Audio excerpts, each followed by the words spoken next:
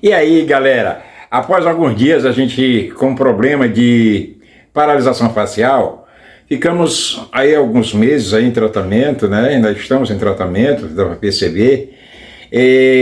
Ficamos sem gravar o nosso programa Cidade Viva no Esporte. Muita coisa aconteceu, Copa do Mundo está acontecendo aí, o Brasil já entrou, já saiu, né?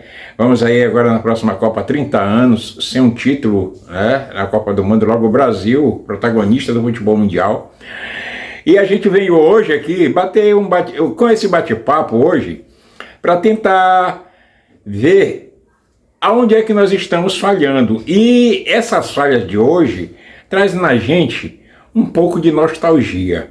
Lembranças do passado, coisas lá que a gente viveu, as emoções que a gente viveu, que a gente queria voltar a viver, não que a gente viveu no passado, mas coisas novas, emoções novas, que a gente não está conseguindo ter essas emoções dentro do nosso futebol. Vamos às primeiras notícias de agora, que hoje o Imperatriz acabou de se despedir da Série D, assim como o Sampaio outrora já se despediu antes. O Maranhão consegue uma boa vitória, ganhando de 2-1, 3 gols de penalidade, inclusive 2 gols de André Radija, né, de pênalti. O Maranhão consegue sair daquela baixa, que estava próximo ali à zona de rebaixamento, sobe agora para 13º. Mas o que a gente vem falar agora é um pouco dessas falhas que têm acontecido. O Sampaio Corrêa, por sua vez, tem um ditador lá que teima em não entregar o cargo. Afastou o torcedor de campo, o torcedor não vai a campo enquanto Sérgio Frota estiver no Sampaio. Ele tem que se conscientizar disso, que o tempo dele já passou. Ele teve os momentos de glória, né, no Sampaio Corrêa, mas esse momento de glória ele mesmo conseguiu apagar.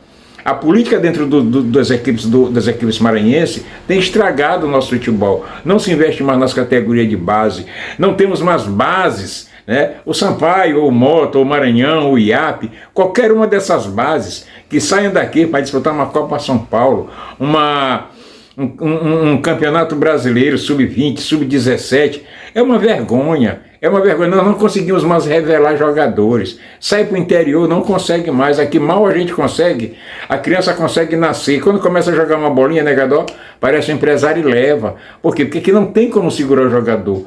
Aí aparece mais cidadão como o Sérgio Frota, né? Ditadores horríveis como o Sérgio Frota, péssimo gestor. E aí aparece o outro, o Pérez Faz, que está querendo vice do Sampaio Corrêa, ex-aliado de Sérgio Frota, que a gente não sabe o que aconteceu entre eles para ter esse racha. E aí fica essa briga de gato e rato, o torcedor esperando que aconteça alguma coisa e nada acontece e o futebol está caindo. O futebol maranhense, que até pouco tempo estava nas mídias do Brasil inteiro, aí, né, o Sampaio Corrêa quase chegando numa Série A.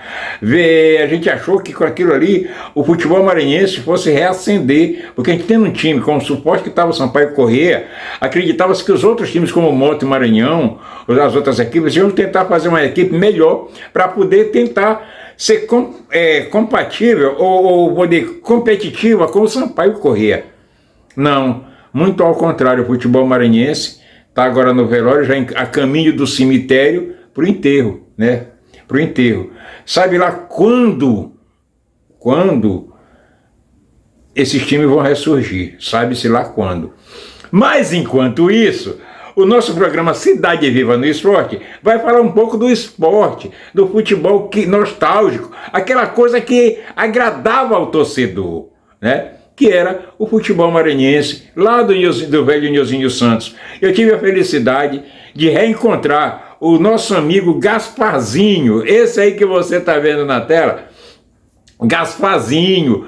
Foi atacante do Motoclube na década de 80, hoje completando 61 aninhos, Gaspar. Feliz aniversário para você. Você, muitas graças, muitas glórias deu ao time do Motoclube. E também consegui jogar junto, tive a felicidade de jogar junto com você, eu zagueiro, você atacante, às vezes de ponta direita, às vezes de centroavante, velocista, pulava mais do que cabrito, galera. Pulava mais do que cabrito na chuva, né?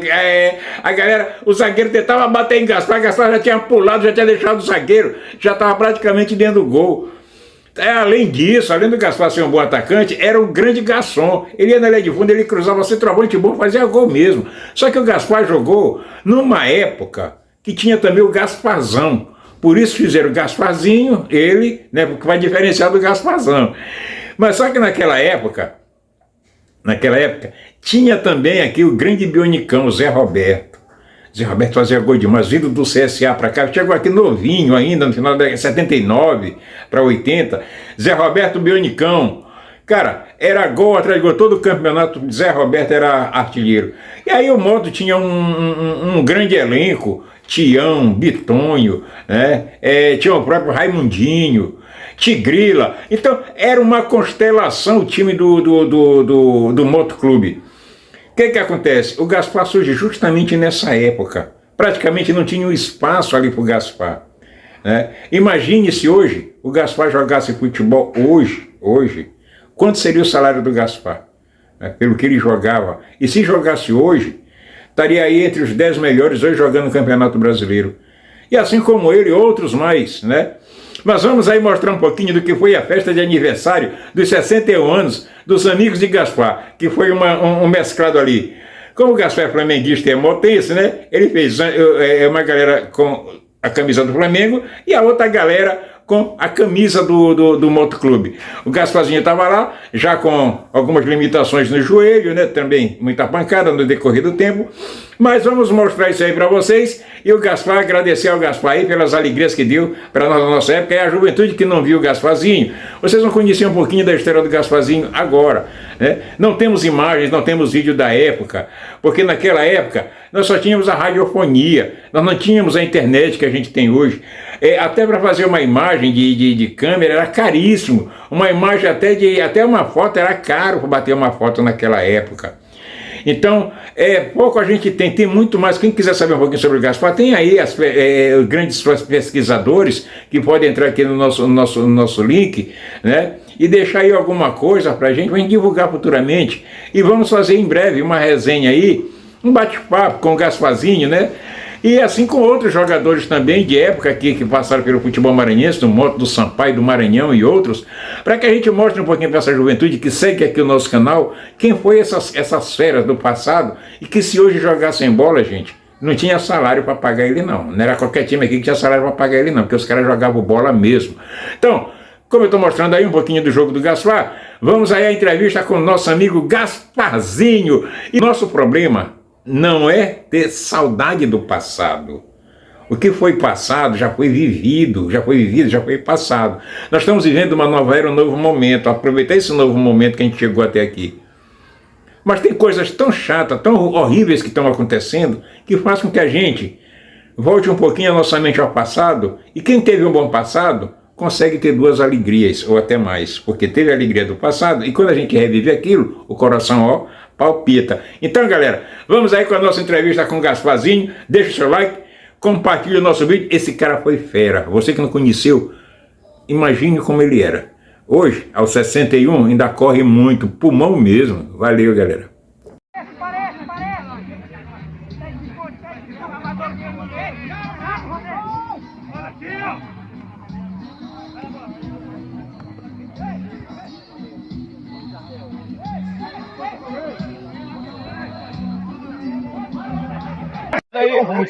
Grande craque Gaspar, década de 80, mandava na bola. Hoje, o que o teu corpo, a mente está dizendo pro corpo, que o corpo não está mais conseguindo acompanhar? Verdade. Às vezes o cérebro manda a mensagem para as pernas e as pernas já quase não obedecem, mas tu tá vendo aí o jogo a gente tem que ter um meia bom para meter, e na hora fácil a gente faz o gol. Os caras estão com medo de jogar, porque é o Moto, eles estão com medo de jogar, cara. Hoje, 61 anos. 61 anos. 61 anos ainda correndo bem, respirando bem. Graças a Deus. O Moto de antigamente, comparado ao Moto de hoje, o que está faltando para fazer com que a torcida volte a campo? Tem aquela jogada que fazia o Gaspar dentro de campo, aquela velocidade, o drible, né? Quando tu te livrava do zagueiro, aquilo tudo empolgava a galera aqui, não só a mas a torcida do Moto. O que está faltando hoje para o Moto renascer? Rapaz, na verdade, é tão difícil a gente falar, mas está faltando futebol. Tá faltando futebol, mais vontade pros caras. Os caras têm que ter vontade. Agora mesmo nós vimos esse vexame da seleção brasileira. Por quê? Tá faltando garra, vontade. Os caras, como eles já são milionários, eles não estão nem aí pra nação. Eu acho assim já. Enquanto o Moto não tiver time para competir, para ser campeão, o Moto não vai voltar ao que é. E a torcida também não vai voltar a campo. Não volta a campo, não volta, porque eles querem hoje olhar nem futebol, querem olhar espetáculo, jogadas difíceis, que não tem mais hoje no futebol. É isso, que hoje o torcedor ele paga para ver a arte, para ver o artista. E o artista, quando chega em campo, ele tem que mostrar a arte dele. E é aquilo que empolga o torcedor. E hoje ele não se vê. Gaspar, hoje, 61, galera, olha, o nosso canal, Cidade Viva no Esporte, em breve, vamos estar fazendo uma resenha, não só com o Gaspar, mas com duas gerações.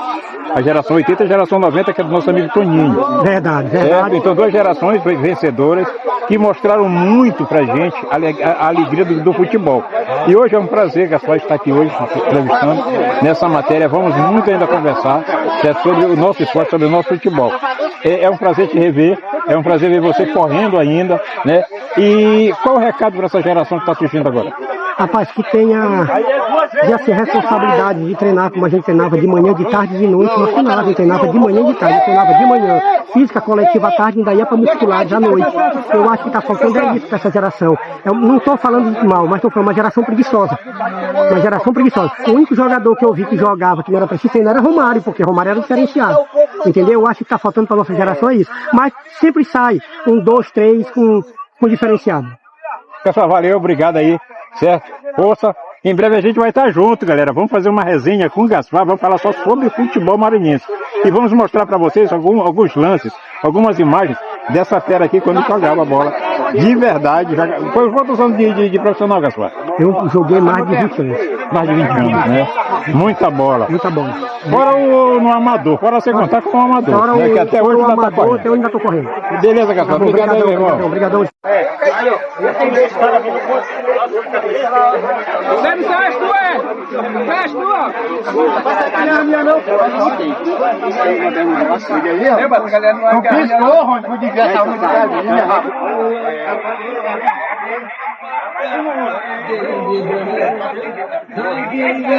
Ô, galera!